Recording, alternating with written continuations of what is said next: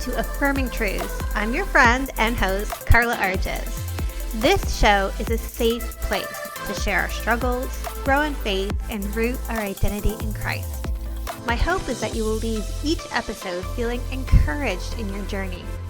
Subscribe so you don't miss an episode, and it would mean the world to me if you would leave a review. I am so glad you're here. Let's get started. Hey friends, it's Carla here. Welcome to this week's bonus episode of Affirming Truths. I thought that we would do something a little bit different today. And I'm going to walk you through a bit of coaching that I've had to do a couple of times recently with clients. And I thought, wow, if this is becoming a common theme with my clients, then this may be something that you could benefit from as well.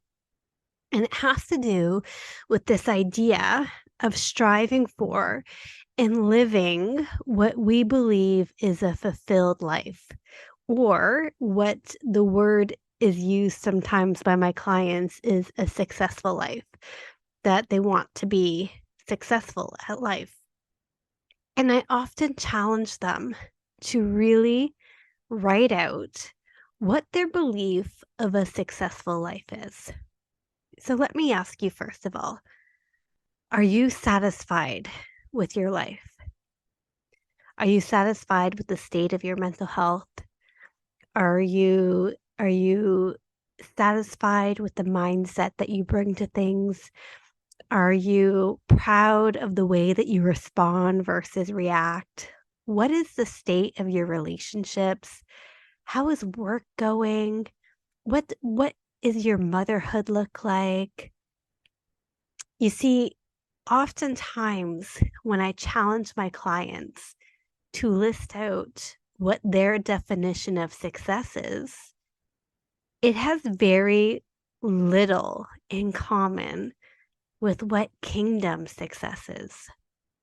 So oftentimes success means that I am well liked and I'm successful at my job and I have lots of money. And because I have lots of money, I don't worry about things, that my life is easy. If life is easy, then I've hit success.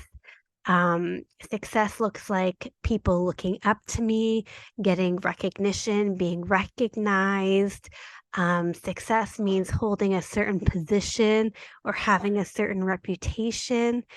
And I want to challenge that, if that's your idea of success.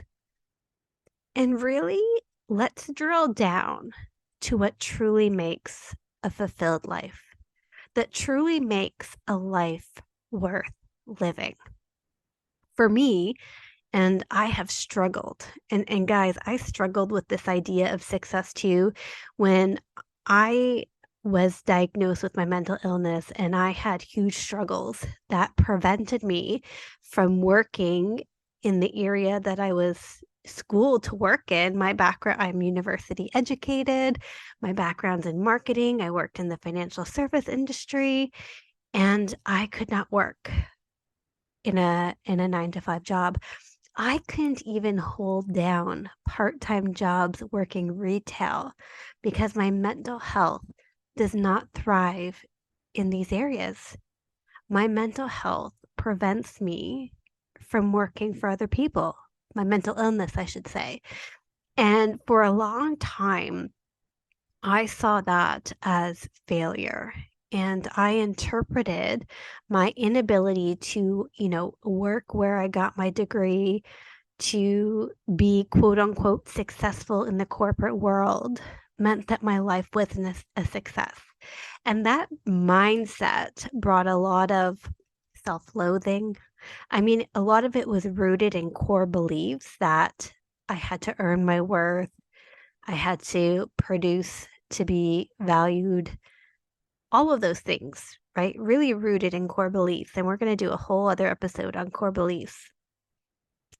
And really, when I look at my life now, it doesn't look like what I thought success had to be. Invited to all the parties, the life of the party, Miss Socialite, I had it wrong. Meanwhile, while I was chasing those things, my mental illness was getting the best of me. My family life was struggling. My identity was elusive. And yes, it's true, part of that comes with borderline personality, but part of it came with me not being rooted in Christ. And when I look at my life today, it's not perfect and it's not easy. But man, would I consider it a success? Would I consider it a success? I have joy in my life.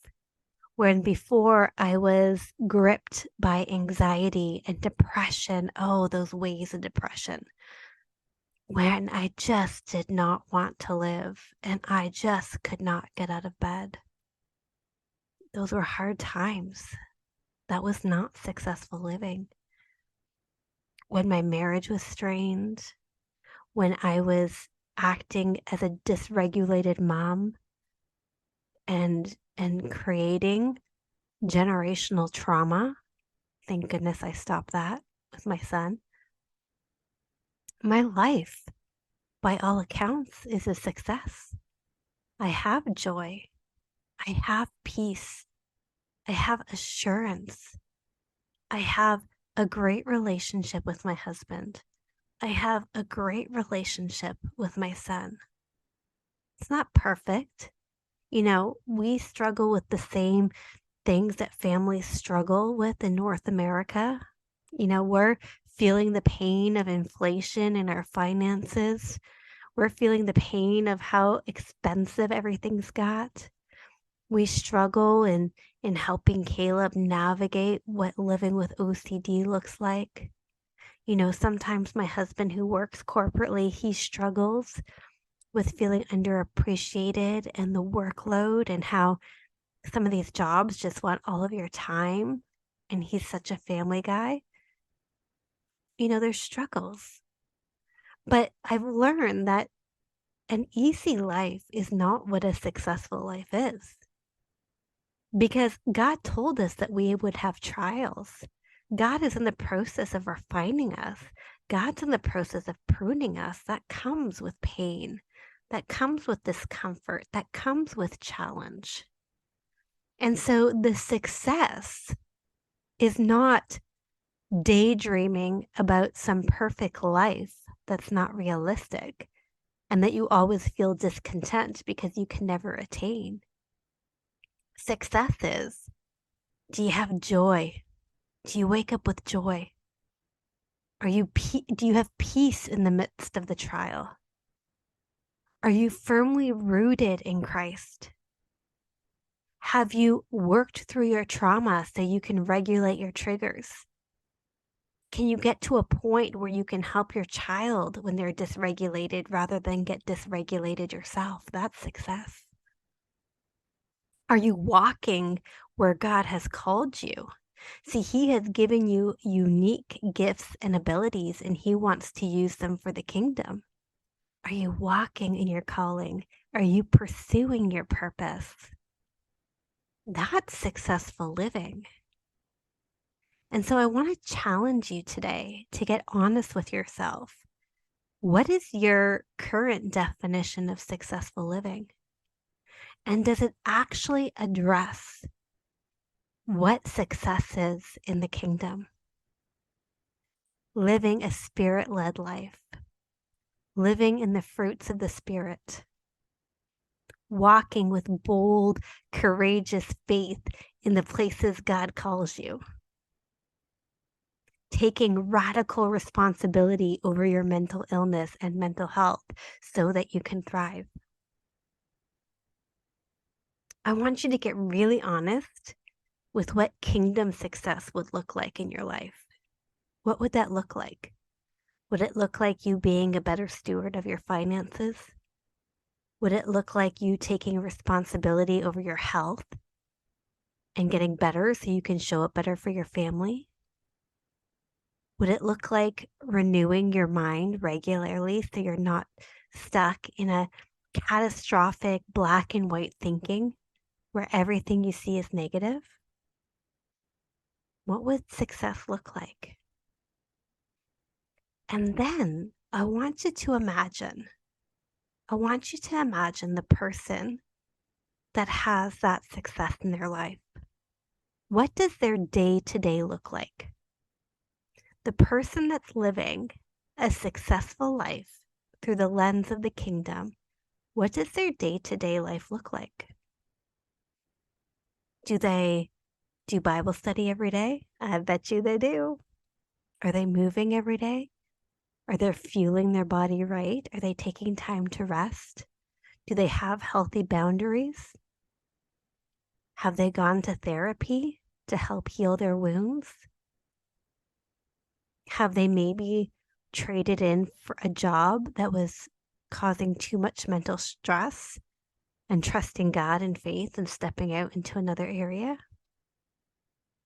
What does their day-to-day look like? And how can you implement that into your day? If the type of success you want looks like daily time with God, daily exercise, getting enough water, taking time to bathe in worship, taking time for eyeball to eyeball conversations with your kids and not through half scrolls. If it means date nights and having fun and learning to play with your husband again. Start making your day and your schedule reflect what a successful person's schedule would look like. Right? If you want that successful life, if you want to thrive in your mental health, if you want to thrive in your relationships, if you want to work in calling and purpose, and that's not happening right now, then you need to change something. And our life is made up of the everyday habits we do. So you want to change your life? You start changing your everyday habits. What are the everyday habits of people that are thriving? What are the everyday habits of people that are deeply rooted in their identity in Christ? What are the everyday habits of people who know who God is and operate in trust and faith and joy? I would love to hear from you guys on this. Come find me on Instagram, Carla Arges, and let me know. Going through this exercise, what did you discover about yourself? Where do you need to make shifts in what you do daily? How has your idea of success been challenged? Come tell me. I want to know. Or email me, carlaargeswellness@gmail.com. I want to know what going through this exercise has done for you, because I know it's been very eye-opening to a lot of my clients. All right, guys, I'll talk to you later. Thanks for joining me today. I hope we're already friends on social media, but if we're not, come find me on Instagram at Carla Arges or at Affirming Truth. Can't wait to see you back here next week. Bye, friends.